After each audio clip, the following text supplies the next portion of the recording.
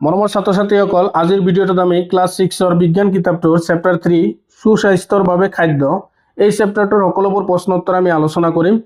আৰু তোমালোকে ইয়াৰ আগৰ ভিডিঅ'বোৰ যদি পোৱা নাই তেন্তে ক্লাছ 6ৰ সায়েন্সৰ প্লেলিষ্টটো চেক কৰিবা, তাতে পাই যাবা। এতিয়া আহা প্ৰশ্নত অনুশীলনীৰ 1 নম্বৰ প্ৰশ্নটো চোৱা।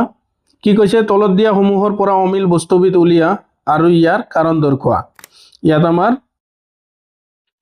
ইয়াত আমাৰ কেইটামান বস্তুৰ নাম দিয়া আছে, এইবোৰৰ ভিতৰত আমাৰ অমিল কোনটো সেইটো বাছি উলিয়াব লাগে আৰু তাৰ কাৰণ দৰ্শাব লাগে। এতিয়া চোৱা, এই নম্বৰত কি দিয়া আছে? জোৱাৰ, বজৰা, কণীদান আৰু বুট। এতিয়া চোৱা, জোৱাৰ, বজৰা, কণীদান এই তিনিওটা হ'ব মিলেট প্ৰজাতিৰ শস্য। এতিয়া মিলেট কি? মিলেট হ'ল এই সৰু সৰু দানাযুক্ত শস্য। সো এই তিনিওটা হ'ব আমাৰ মিলেট প্ৰজাতিৰ শস্য।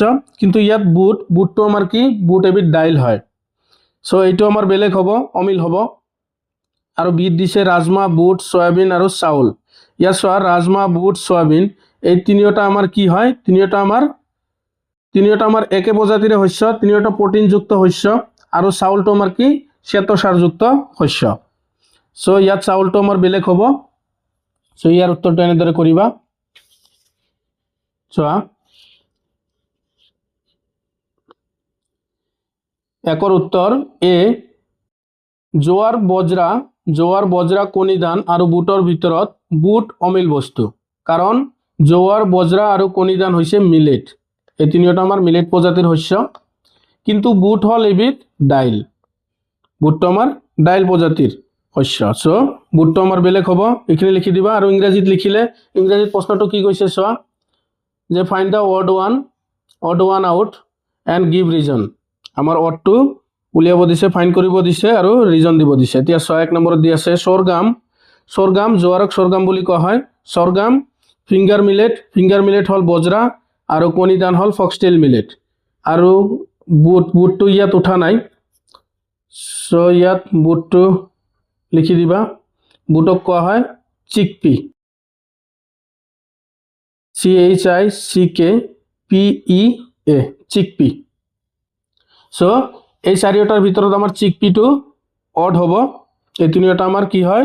মিলেট হয়। এতিয়া চোৱা, ইংৰাজীত লিখিবা যে among sorghum, finger millet, foxtail millet and green grams নহয়, এইটো হ'ব চিকপি। গ্ৰীণ গ্ৰামটো হ'ল মুগ দালি। ইয়াত লিখিবা চিকপি, CHICKPEA, চিকপি। আৰু ইয়াতো গ্ৰীণ গ্ৰামৰ ঠাইত চিকপি লিখি দিবা।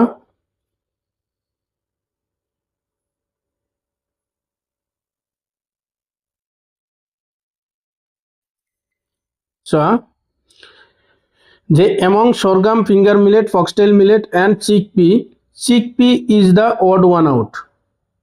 Reason, sorghum, finger millet, foxtail millet আর মিলেটস, whereas ইয়াত গ্ৰীণ গ্ৰামৰ ঠাইত চিকপি লিখিবা। whereas chickpea is a pulse. চিকপিটো আমাৰ পালস হয় আৰু বাকীবোৰ আমাৰ মিলেট হয়। আৰু বি নম্বৰটোৰ উত্তৰ, যে ৰাজমা, বুট, সয়াবিন আৰু চাউলৰ ভিতৰত চাউল অমিল বস্তু, কাৰণ ৰাজমা, বুট আৰু সয়াবিন হৈছে প্ৰটিন সমৃদ্ধ, কিন্তু চাউল হ'ল শ্বেতসাৰ সমৃদ্ধ। চাউলত শ্বেতসাৰ থাকে আৰু ৰাজমা, বুট আৰু সয়াবিনত প্ৰটিন থাকে। আৰু ইংৰাজীত চোৱা কি কৈছে? Kidney beans, green grams, soybean and rice. ইয়াতো চোৱা গ্ৰীণ গ্ৰামছ দিছে, কিন্তু ইয়াত প্ৰিণ্টিঙত এইটো মিষ্টেক হৈছে। গ্ৰীণ গ্ৰামছ মানে এইটো হ'ব মুগ দালি, এইটো মুগৰ দালি হ'ব। আৰু যদি বুট হৈছে তেন্তে এইটো আমাৰ চিকপি হ'ব লাগিছিল। সো যিয়ে নহওক, প্ৰশ্নটো যেনেদৰে আহিব, তিনিওটা একে বস্তু। আমাৰ এই মুগ দালি আৰু বুটটো আমাৰ দুয়োটা একে বস্তুৱে হয়, একে টাইপৰে বস্তু। সো প্ৰশ্নটো যেনেদৰে আহিব তেনেদৰে উত্তৰ কৰিবা, ঠিক আছে?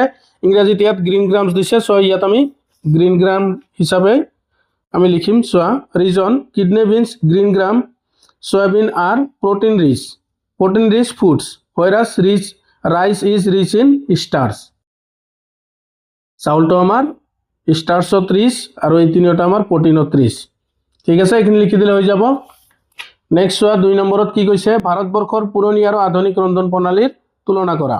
ইয়াত আমাক পাৰ্থক্য লিখিব দিছে, তুলনা কৰিব দিছে, যে discuss the traditional versus modern culinary practices in India. চোৱা, ইয়াৰ উত্তৰটো অলপমান দীঘল হয় কিন্তু একেবাৰে সহজ ভাষাত লিখা হৈছে, বুজি পাবা।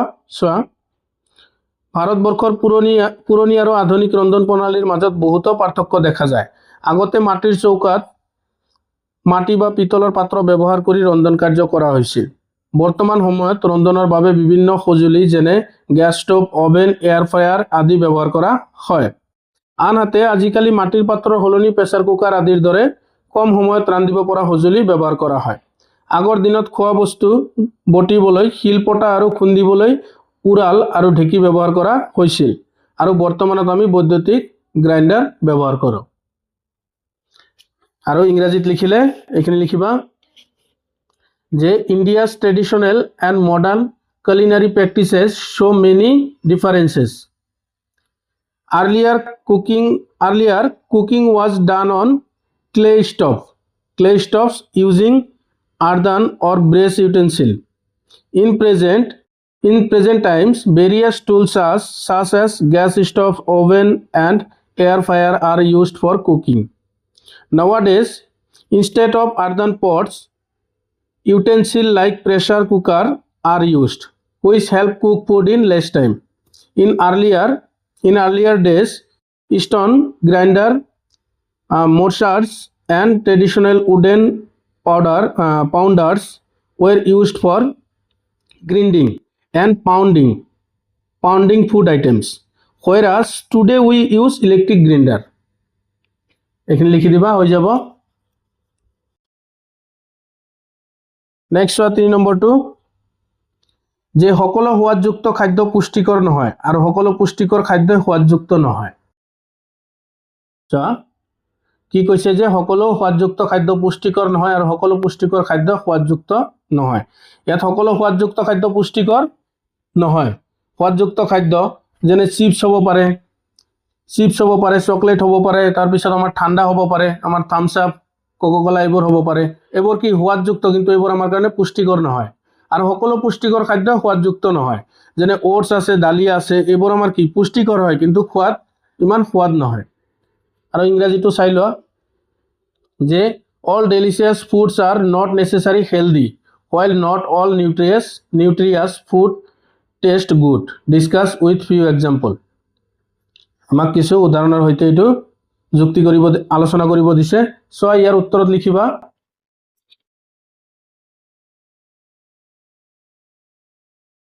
চোৱা ইয়াত 3ৰ উত্তৰ, সকলো সোৱাদযুক্ত খাদ্য পুষ্টিকৰ নহয় আৰু সকলো পুষ্টিকৰ খাদ্যই সোৱাদযুক্ত নহয়। কিছুমান খাদ্য খাবলৈ খুব সোৱাদ লাগে, কিন্তু সেইবোৰ স্বাস্থ্যৰ বাবে ভাল নহয়, যেনে আলুৰ চিপছ, কেণ্ডি, চকলেট, ঠাণ্ডা পানীয় আদি। এইবোৰত অধিক তেল, চেনি আৰু অস্বাস্থ্যকৰ পদাৰ্থ থাকে। ইয়াৰ ফলত শৰীৰৰ ক্ষতি হ'ব পাৰে। আকৌ কিছুমান পুষ্টিকৰ খাদ্য আছে যিবোৰ হয়তো বেছি সোৱাদযুক্ত নহয়, কিন্তু স্বাস্থ্যৰ বাবে উপকাৰী, যেনে ওটছ, ডালিয়া আদি। এই খাদ্যবোৰত এণ্টিঅক্সিডেণ্ট, ভিটামিন, খনিজ লৱণ আৰু থাকে, যিয়ে শৰীৰ সুস্থ ৰাখে। এখানে লিখিবা, আৰু ইংৰাজীত লিখিবা, not all tasty foods are nutritious and not all nutritious foods are tasty. Some foods taste very good, but they are not healthy for our body. For example, potato chips, candy, chocolate, and soft drinks. These foods contain excess oil, sugar, and unhealthy substances, which may harm our health. On the other hand, some nutritious foods may not be very tasty, but they are beneficial for health. For example, oats and dalia. These foods contain antioxidant, vitamins, minerals, and fiber, which help keep the body healthy. লিখি দিবা এইখিনি। Next চোৱা 4 নম্বৰত, যে তলত উল্লেখ কৰা 3বিধ খাদ্য সামগ্ৰীৰ তুমি কোনবিধ খাবা আৰু কিয় খাবলৈ ইচ্ছা কৰিবা। কি দিয়া আছে, বটলত থকা ফলৰ ৰস, সতেজ ফলৰ ৰস আৰু সতেজ ফল। ইয়াত আমি সতেজ ফলটো খাম, কাৰণ সতেজ ফলত কি থাকে, সতেজ ফলত অধিক ভিটামিন আৰু খনিজ পদাৰ্থ থাকে, খনিজ লৱণ থাকে। ইয়াত ইংৰাজীত কি কৈছে চোৱা, যে 3 foods item are given below. Canned fruit juice, fresh fruit juice আৰু fresh fruit কৈছে যে which food item would you prefer to eat and why? ইয়াত আমি ফ্ৰেছ ফ্ৰুটটো খাব আমি ইচ্ছা কৰিম কাৰণ ফ্ৰেছ ফ্ৰুটত কি থাকে বেছিভাগ ভিটামিন থাকে অধিক পৰিমাণে ভিটামিন আৰু খনিজ লৱণ থাকে ইয়াত চাও উত্তৰটো এনেদৰে লিখিবা যে মই সতেজ ফল খাবলৈ ইচ্ছা কৰোঁ কাৰণ সতেজ ফলত অধিক ভিটামিন খনিজ লৱণ আৰু আ থাকে ই স্বাস্থ্যৰ বাবে অধিক উপকাৰী এইখিনি লিখিবা আৰু ইংৰাজীত লিখিলে যে I would like to eat fresh fruit because fresh fruits contain more vitamins, minerals and fiber. They are more beneficial for health. Next one. 5 number কি কৈছে যে চেনি এবিধ শৰ্কৰাযুক্ত খাদ্য চেনিত আয়োডিন মিলালে নীলা কলা বৰণৰ নহয় ইয়াৰ সমৰ্থনত কাৰণ দৰ্শোৱা কি কৈছে চেনি এবিধ শৰ্কৰা জাতীয় খাদ্য আৰু আমি জানো যে শৰ্কৰাত কি হয় শৰ্কৰাত যদি আয়োডিন মিলোৱা হয় শৰ্কৰাত আয়োডিন মিলালে নীলা কলা বৰণৰ হয় কিন্তু ইয়াত চেনিত হেতু নহয় ইয়াৰ কাৰণটো দেখুৱাব দিছে এতিয়া চোৱা ইয়াৰ উত্তৰত লিখিবা যে চেনি এবিধ শৰ্কৰাযুক্ত খাদ্য হলেও ইয়াত শ্বেতসাৰ নাথাকে আয়োডিন দ্ৰৱণে কেৱল শ্বেতসাৰৰ সৈতে বিক্ৰিয়া কৰি নীলা কলা বৰণ ধৰে চেনিত শ্বেতসাৰ নথকাৰ বাবে আয়োডিন মিলালে ইয়াৰ বৰণ নীলা কলা নহয় বুজি পালা কথাটো আয়োডিন দ্ৰৱণে কি কৰে অকল শ্বেতসাৰৰ লগতে বিক্ৰিয়া কৰে আৰু বিক্ৰিয়া কৰিলে নীলা কলা বৰণ হয় এতিয়া চোৱা ইংৰাজীত কি কৈছে যে sugar is an example of carbohydrate if sugar is tested with iodine solution it does not change its color to blue black what can be the possible reason এর ইংরেজিত লিখিবা যে although sugar is a carbohydrate it does not contain starch iodine solution reacts only with starch and changes to a blue black color since sugar does not contain starch it does not turn blue black when tested with iodine solution এখানে লিখি দিবা আমার final answer এইটোৱে যে চেনিত শ্বেতসাৰ নথকাৰ বাবে iodine মিলালে ইয়াৰ বৰণ নীলা কলা নহয় এইখিনি হল আমাৰ মেইন আনসাৰ যদি 1 নম্বৰ আহে 1 নম্বৰ প্ৰশ্ন আহে এইটো এতে এক লেখৰ এক লাইনটো লিখি দিবা ঠিক আছে আৰু ইয়াতো আমাৰ কি হ'ব এইখিনি হ'ব যে since sugar does not contain starch it does not turn blue black when tested with iodine solution এইখিনি লিখি দিবা শেষৰ লাইনটো লিখি দিবা ঠিক আছে নেক্সট 6 নম্বৰত কি কৈছে যে মিলেট বোৰক পুষ্টিকৰ খাদ্য হিচাপে গণ্য কৰা হৈছে আমি কেৱল মিলেট খালে শৰীৰত লাগতিয়াল পুষ্টিসমূহ পামনে আলোচনা কৰা কৈছে যে মিলেট বোৰক পুষ্টিকৰ খাদ্য হিচাপে গণ্য কৰা হয় আৰু আমি যদি অকল মিলেটে খাও তেন্তে আমাৰ শৰীৰৰ কাৰণে যি পুষ্টি লাগে সেইখিনি আমি পামনে সেইখিনি আমি নাপাও অকল মিলেট খালে সেইখিনি আমি নাপাও কাৰণ আমাৰ শৰীৰৰ কাৰণে কি লাগিব ভিটামিন লাগিব খনিজ পদাৰ্থ লাগিব সো সেইবোৰ ভিটামিনবোৰ মিলেটত কম পৰিমাণে পোৱা যায় এতিয়া চোৱা ইয়াৰ উত্তৰত লিখিবা যে মিলেট পুষ্টিকৰ খাদ্য হলেও কেৱল মিলেট খালে শৰীৰৰ সকলো লাগতিয়াল পুষ্টি পোৱা নাযায় মিলেটত প্ৰটিন খাদ্য ক্যালসিয়াম লো পটাছিয়াম আৰু ম্যাগনেসিয়াম থাকে যিয়ে শৰীৰক শক্তি দিয়ে আৰু সুস্থ ৰাখে কিন্তু শৰীৰৰ বাবে প্ৰয়োজনীয় সকলো পুষ্টি যেনে চৰ্বি সকলো ভিটামিন আৰু খনিজ পদাৰ্থ মিলেটৰ পৰা সম্পূৰ্ণভাৱে পোৱা নাযায় হেহে সুস্থ শৰীৰৰ বাবে আমি মিলেটৰ লগতে দাইল গাখীৰ কণী মাছ শাক-পাচলি ফল-মূল আদি সুষম আহাৰ খাব লাগে আৰু ইংৰাজীত লিখিলে এখিনি এনেদৰে লিখি দিবা যে although millets are nutritious foods eating only millets cannot provide all the essential nutrients required by the body millets contain protein dietary fiber calcium iron potassium and magnesium which help keep the body healthy and energetic however all necessary nutrients such as fats all vitamins and minerals cannot be completely obtained from millets alone therefore a healthy body we should eat a balanced diet including millets along with pulses, milk, eggs, fish, vegetables and fruits. চ' ইংৰাজীত লিখিলে এইখিনি লিখি দিবা। Next 7 নম্বৰটো চোৱা, কি কৈছে যে শুদ্ধ উত্তৰৰ গ'লটো সম্পূৰ্ণকৈ পূৰ কৰা। এতিয়া চোৱা 1 নম্বৰত কি কৈছে, তলত দিয়া কোনটো ভিটামিন ডিৰ অভাৱত হয়। এতিয়া চোৱা ভিটামিনবিলাকৰ অভাৱত আমাৰ কি বেমাৰ হয়। ভিটামিন এৰ অভাৱত হয় আমাৰ চকুৰ প্ৰব্লেম, চকুৰে নেদেখা। আৰু ভিটামিন বিৰ অভাৱত হয় বেৰি, ভিটামিন চিৰ অভাৱত হয় স্কাৰ্বি, আৰু ভিটামিন ডিৰ অভাৱত হয় ৰিকেট। এতিয়া ইয়াত কি আছে চোৱা, ভিটামিন ডিৰ অভাৱত আমাৰ কি হ'ব, ৰিকেট হ'ব। আৰু ৰিকেট বেমাৰটো এইটো কি বেমাৰ, হাড় কোমল হোৱা বা বেকা হোৱা বেমাৰ। চ' ৰিকেট এইটো আছে ডি অপশ্যনটো আমাৰ শুদ্ধ হ'ব। চ' ডিটো এনেদৰে পুৰাই দিবা। আৰু এইফালে ইংৰাজীত কি কৈছে চোৱা, which of the following disease caused by the deficiency of vitamin D. Vitamin ডিৰ ডিফিচিয়েঞ্চিত আমাৰ কোনটো ডিজিজ হয়, এইটো হ'ব ৰিকেটছ। ডি নম্বৰটো। তাৰপিছত তলত দিয়া কোনটো ৰোগ ভিটামিন চিৰ অভাৱত হয়। ভিটামিন চিৰ অভাৱত কি হয়, স্কাৰ্বি মানে এইটো আমাৰ দাঁতৰ আলুৰ পৰা তেজ ওলায়, সেইটো হ'ল স্কাৰ্বি বেমাৰ। এইটো আমাৰ ভিটামিন চিৰ অভাৱত হয়। চ' এইটো বিটো হ'ব শুদ্ধ উত্তৰ। Which of the following disease is caused by the deficiency of vitamin C? Vitamin চিৰ ডিফিচিয়েঞ্চিত আমাৰ কোনটো ডিজিজ হয়, এইটো হ'ব স্কাৰ্বি, বি। নেক্সট 3 নম্বৰত চোৱা, তলত দিয়া কোনটো ভিটামিন এৰ অভাৱত হয়। ভিটামিন এৰ অভাৱত কি হয়, চকুৰ প্ৰব্লেম। ইয়াত চোৱা দৃষ্টিশক্তি কমি যোৱা, এইটোৱে হ'ব দৃষ্টিশক্তি কমি যোৱা। চ' এইটো আমাৰ শুদ্ধ উত্তৰ, এনেদৰে পুৰাই দিবা। আৰু ইয়াতো ভিটামিন এৰ ডিফিচিয়েঞ্চিত আমাৰ কোনটো ডিজিজ হ'ব, লছ অফ ভিজন, এই নম্বৰটো। তাৰপিছত তলত দিয়া কোনটো ৰোগ লোৰ অভাৱত হয়। আইৰণৰ অভাৱত আমাৰ কোনটো ৰোগ হয়, ৰক্তহীনতা। এইটো এই নম্বৰটো আছে, এই নম্বৰটো শুদ্ধ হ'ব যে আইৰণৰ ডিফিচিয়েঞ্চিত আমাৰ কোনটো ডিজিজ হয়, এইটো হ'ব এনামিয়া। এনামিয়া মানে ৰক্তহীনতা। এইটো হৈ গ'ল। এতিয়া নেক্সট চোৱা আমাৰ 8 নম্বৰ, কি কৈছে যে তলত দিয়া উপাদান সমৃদ্ধ খাদ্যবোৰৰ প্ৰতিটোৰে দুটাকৈ নাম লিখা। ইয়াত কি কৈছে চোৱা, স্নেহ পদাৰ্থৰ আমাৰ দুটা খাদ্যৰ নাম লিখিব দিছে।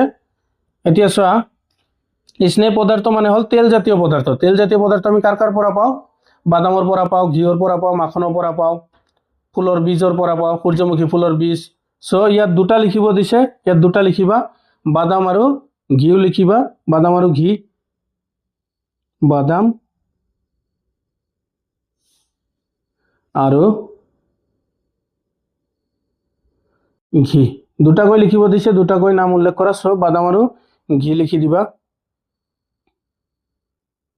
বাদাম আৰু ঘি।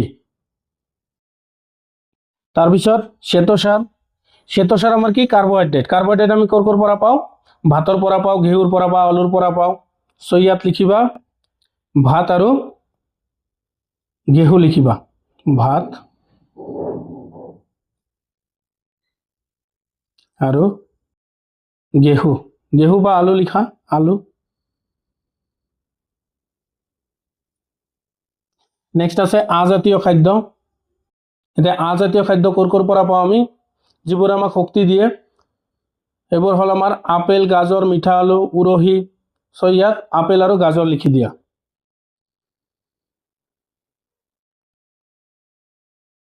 আপেল আৰু গাজৰ।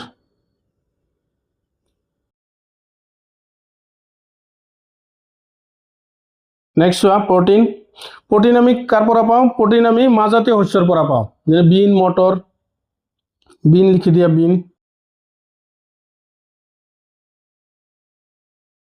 মাহজাতীয় শস্যবোৰ হ'ল আমাৰ দালি, যিমান প্ৰকাৰৰ দালি আছে। ইয়াত বিন আৰু মটৰ লিখি দিয়া, মটৰ। আৰু এইফালে চোৱা, এইবোৰ ইংৰাজীত লিখি দিয়া, যে ফেটছ কৰ পৰা পাওঁ আমি, বাদামৰ পৰা পাওঁ আৰু ঘিৰ পৰা পাওঁ। চ' ইয়াত লিখা বাদাম, এইটো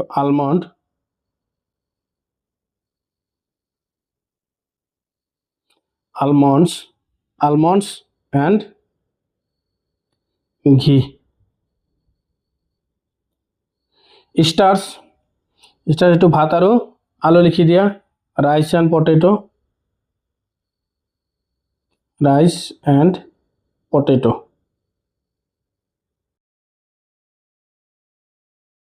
তাৰপিছত ডায়েটাৰী ফাইবাৰ পাওঁ আমি আপেল আৰু গাজৰৰ পৰা APPLE আপেল and